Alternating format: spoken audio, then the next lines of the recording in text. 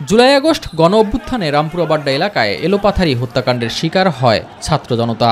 পুলিশের পাশাপাশি ওই সময় বিজিবি সদস্যদেরও গুলি করার ভিডিও সামনে আসে। পরে 28 জনকে হত্যার অভিযোগে মামলা হয় আন্তর্জাতিক অপরাধ ট্রাইব্যুনালে। এই ঘটনায় অভিযুক্ত করা হয় সাবেক বিজিবি কর্মকর্তা লেফটেন্যান্ট কর্নেল রেদওয়ানুল ইসলাম ও মেজর মোহাম্মদ রাফাত বিন আলমসহ আরও 2 পুলিশ কর্মকর্তাকে। এই মামলায় সোমবার ট্রাইব্যুনালে হাজির করা হয় গ্রেপ্তার 2 সেনা কর্মকর্তাকে। পরে 4 জনের বিরুদ্ধে আনুষ্ঠানিক অভিযোগ গঠনের শুনানির জন্য 4 ডিসেম্বর দিন ধার্য করেন ট্রাইব্যুনাল 1। বাকি 2 জন পলাতক অবস্থা থাকায় তাদের এনআর আসছে, অর্থাৎ ওয়ারেন্ট জারি হয় নাই, জারি করা সম্ভব হয় না, পলাতক গ্রেপ্তার করা সম্ভব হয় নাই, সেই রিপোর্ট আসছে। পত্রিকা বিজ্ঞপ্তি হয়েছে, এখন স্টেট ডিফেন্স নিয়োগ হবে আজকে। গ্রেপ্তার 2 সেনা সদস্যের পক্ষে মামলার পরবর্তী কার্যক্রম ভার্চুয়ালি হাজিরার আবেদন করেন তাদের আইনজীবীরা।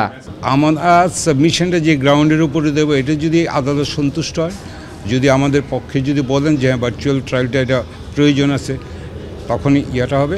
এটা মঞ্জুর করার কোনো অবস্থা আমাদের দৃষ্টিতে বিবেচনাযোগ্য মনে হয়নি। তারপরে ওনাদের আবেদনের প্রেক্ষিতে এই অ্যাপ্লিকেশনটা অ্যাডজর্ন হয়েছে। একই ট্রাইব্যুনালে চাংখারপুলে 6 হত্যা মামলার প্রধান তদন্ত কর্মকর্তাকে জেরা করেন আসামিপক্ষের আইনজীবীরা। আর জুলাই গণ অভ্যুত্থানের প্রথম শহীদ রংপুরের আবু সাইদ হত্যা মামলায় পরবর্তী সাক্ষ্য গ্রহণের জন্য 27 নভেম্বর দিন ধার্য করেন ট্রাইব্যুনাল 2।